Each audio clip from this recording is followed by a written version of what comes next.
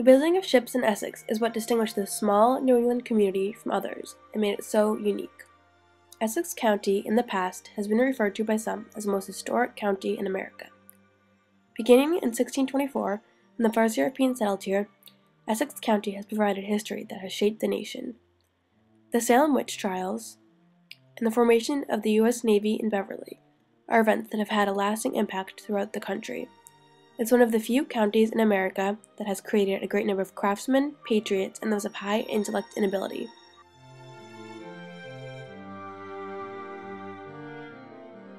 Essex County was one of the most productive industrial regions in the world, working in the textile, leather, and fishing industries.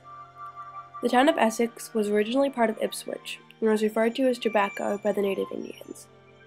The land was situated with dense forests and conveniently located on a river, and close to the ocean coastline. The settlers had quickly realized that the waters were abundant with fish, and soon after the coastal fishing industry had blossomed. Settlers first used canoes purchased from local Indians, or shallops, which were brought over from Europe. Shallops were considered small wooden crafts with one or two masts for use in coastal waters. Eventually these boats were loosely built in the barns of fishermen, which weren't ideal but were necessary in supporting the coastal fishing industry. The economy was increasingly dependent on the success of the fishing industry. Locally constructed shallops consisted of bows and sterns that were too high, and hulls that weren't deep enough, thus only making them useful for shallower waters such as tidal rivers and saltwater marshes. With the increased need of seaworthy boats, the shipbuilding industry in Essex began to flourish. In the beginning, Essex built its boats strictly for its own use. A common legend has it that the first boat built in Essex was by a man named Burnham in his house, and that it was necessary to tear out the end of the house before the vessel could be launched. In the year of 1668, there are reports in Ipswich town records that an acre of land was set aside in Tobacco exclusively for shipbuilding. It was a given for the people of Tobacco to construct boats with the rising fishing industry and the wealth of timber in the area. It was believed that the building of vessels in Tobacco was the main reason that so many sawmills were erected in the area. Once the shipbuilding industry was established, it continued to flourish because of the abundance of timber that was present. The history of shipbuilding in Tobacco, later named Essex, was an industry that evolved over time in both size and number of vessels built. The functionalities of the vessels gradually improved with each new model that was built. There was the Tobacco boats, dodge bodies, pinkies, and finally the schooners, which people are most familiar with. Schooners were by far the most efficient. They adapted the skill to sail in both shallow and rough coastal waters, and were able to carry a lot more cargo and men.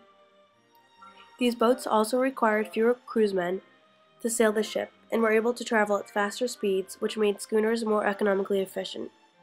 The reputation of Essex shipbuilders spread quickly, and before long the men were building boats for the fishermen of surrounding communities, the main one being Gloucester, Massachusetts.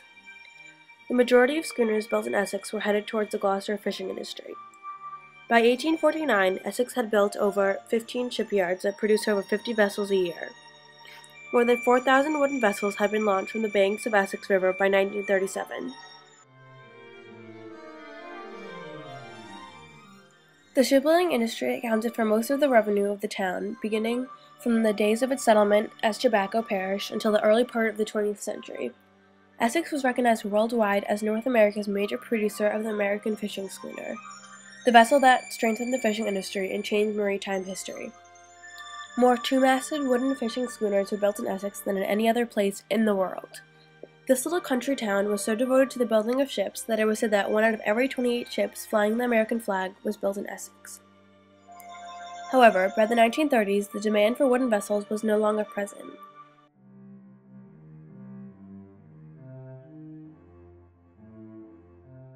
Essex did not adapt well to the transition from sail-powered wooden ships to engine-powered metal vessels. The factors contributing to the demise of shipbuilding in Essex were numerous. These included the cost-effectiveness and rapid production of steel vessels taking place in various shipyards across New England, the lack of demand for handcrafted wooden vessels, the struggle in successfully obtaining top-quality wood in adequate length, and lastly the lack of younger men skilled in wooden shipbuilding. The majority of the shipbuilding activity had disappeared by World War II. Once the primary industry in Essex, shipbuilding was now a thing of the past. Those with shipbuilding skills went over to nearby Ipswich to the Robinson shipyard, which had naval contracts for building steel vessels. Dana A. Story, youngest son of legendary Essex shipbuilder Arthur Dane Story, had ran the Story shipyard for many years and was one of the Essex men who made transition during the war. The shipbuilding industry of Essex, as it once was, is preserved and alive in the Essex Shipbuilding Museum. The museum is situated in the core of Essex, Massachusetts. The Essex Historical Society and Shipbuilding Museum purchased the site of the former Story shipyard in 1993. The building itself is neighboring the very land that was set aside in Tobacco in 1668 for specifically building ships. It was here that the world-famous schooners were built for over 300 years.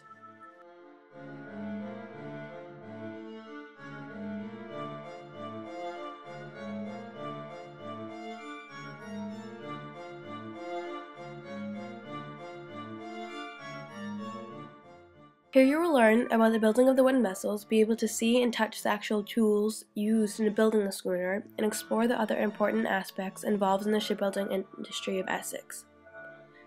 The Evelina M. Goulart, originally built for Portuguese fishermen, sits in the grounds of the museum a few feet from where she was constructed in 1927. The museum's flagship, the Lewis H. Story, still sails today and is sometimes present in the nearby waters of the museum. Essex shipbuilder Harold Burnham was commissioned in 1998 by the Essex Historical Society and Shipbuilding Museum to construct this tobacco in honor of the town's leading maritime historian, Lewis H. Story. Today, there is still some history of shipbuilding in Essex alive, where close-by shipwrights continue to design, build, and repair classic wooden vessels. The nearby schoolhouse, built in 1835, houses the majority of the museum's collections and archives, and helps place the astonishing shipbuilding enterprise in the framework of a small New England village.